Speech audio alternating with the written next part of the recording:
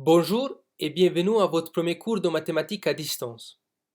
Si vous ne l'avez pas encore fait, prenez votre polycopier de géométrie vectorielle et ouvrez-le à la page 37. Aujourd'hui, nous allons commencer le deuxième chapitre de ce polycopier. Dans le premier, nous avons abordé la notion de vecteur. Nous avons vu qu'un vecteur est défini par trois caractéristiques: sa direction, son sens et sa longueur. Dans les prochains cours, nous nous concentrerons sur cette dernière. La longueur d'un vecteur est aussi appelée sa norme, et elle est notée comme dans la première définition du chapitre, que je vous laisse lire.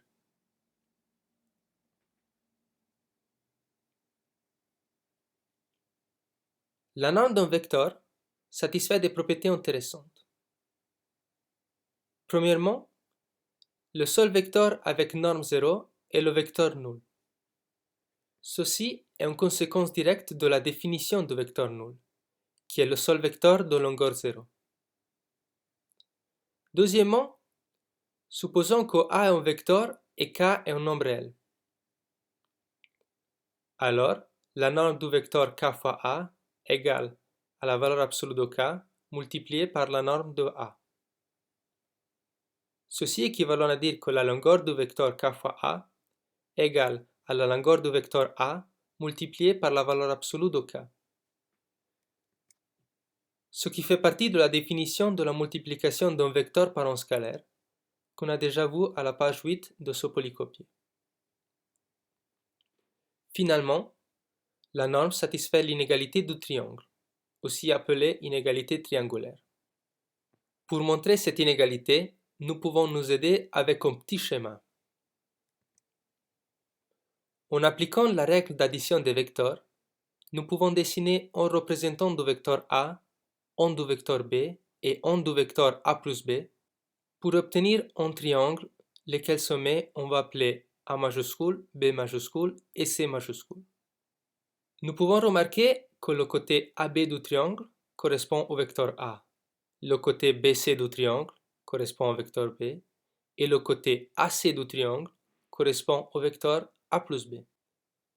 Au collège, vous avez vu que la longueur d'un côté d'un triangle est plus petite ou égale à la somme des longueurs des deux autres côtés. Donc, la longueur du côté AC est plus petite ou égale à la longueur du côté AB plus la longueur du côté BC. Ceci signifie exactement que la norme de A plus B est plus petite ou égale à la norme de A plus la norme de B. Vous pouvez maintenant mettre la vidéo en pause pour recopier tout ce qu'on a écrit sur vos polycopiers. Si vous avez terminé de copier, nous pouvons continuer avec quelques définitions. Nous commençons avec la définition des vecteurs unitaires. Un vecteur est dit unitaire si sa norme est égale à 1. Pour notre prochaine définition, considérons un repère et sa base associée. On dit que ce repère est cartésien ou orthonormé direct si les vecteurs de base sont tous unitaires et si ces vecteurs sont dos à dos perpendiculaires et orientés comme sur l'une ou l'autre des figures ci-dessous. Pour vous rappeler de cette orientation, vous pouvez utiliser la règle de la main droite. Dans la suite, nous allons adopter la convention suivante. Sauf mention du contraire, les bases et les repères du plan ou de l'espace seront dorénavant supposés cartésiennes. Avec cette convention en tête, nous pouvons montrer deux résultats intéressants. Le premier théorème dit que la norme d'un vecteur A dans le plan est donnée par la racine de A1 au carré plus A2 au carré. La preuve de ce théorème est une application du théorème de Pythagore. En dessinant un vecteur A dans un repère orthonormé, nous pouvons construire le triangle rectangle suivant. Nous pouvons remarquer que la longueur de l'hypoténuse de ce triangle est égale à la norme de A et que les longueurs des deux autres côtés sont égales à A1 et A2. Donc, avec une application directe du théorème de Pythagore, on peut conclure que la norme de A égale à la racine carrée de A1 au carré plus A2 au carré. Le résultat du deuxième théorème est analogue au premier, mais pour les vecteurs de l'espace. Plus précisément, la norme d'un vecteur A de l'espace est donnée par la racine carrée de A1 au carré plus A2 au carré plus A3 au carré. Pour montrer ce résultat, on va appliquer le théorème de Pythagore deux fois. Premièrement, nous pouvons remarquer que les triangles OSR et ORA sont des triangles rectangles. Commençons en considérant le triangle rectangle OSR. La longueur du côté OS est égale à A1.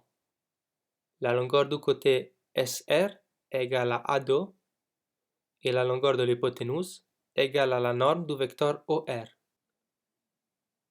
Par le théorème de Pythagore, on déduit que le carré de la norme de OR est égal à A1 au carré plus A2 au carré. Considérons maintenant le triangle rectangle ORA. La longueur du côté OR est égale à la norme du vecteur OR.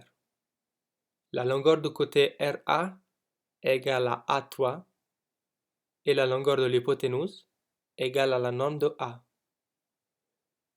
Par le théorème de Pythagore, le carré de la norme de A est égal au carré de la norme de OR plus A3 au carré.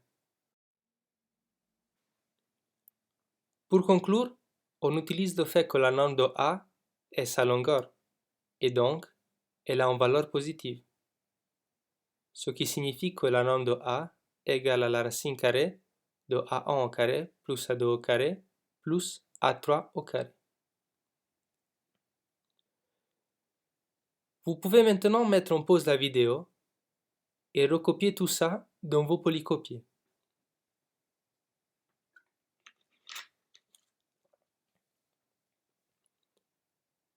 Si vous avez terminé de copier, nous pouvons continuer en appliquant les théorèmes que nous venons de voir dans un petit exemple. Je vous laisse quelques secondes pour lire la consigne de l'exemple 1.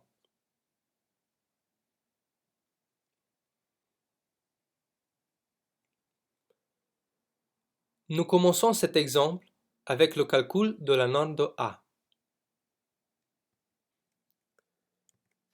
Pour ce calcul, nous devons tout simplement appliquer le premier théorème. La norme de A est donc la racine carrée de la somme des carrés de ses composantes, qui sont moins 2 et 3 dans ce cas. Nous obtenons donc que la norme de A est égale à la racine de 13.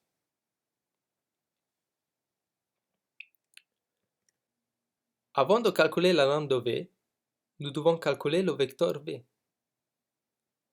En appliquant les règles de calcul vectoriel que nous avons appris dans le chapitre 1 de ce polycopier, nous obtenons que le vecteur V est égal au vecteur 4, 3.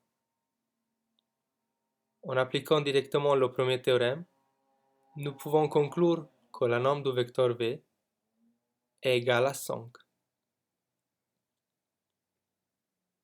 Vous pouvez mettre en pause la vidéo et recopier tout ça dans vos polycopiers.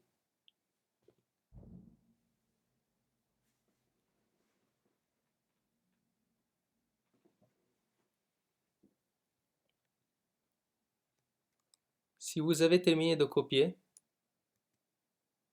vous pouvez maintenant appliquer tout ce que vous avez appris dans les exercices 1 et 2. Merci et à la prochaine vidéo.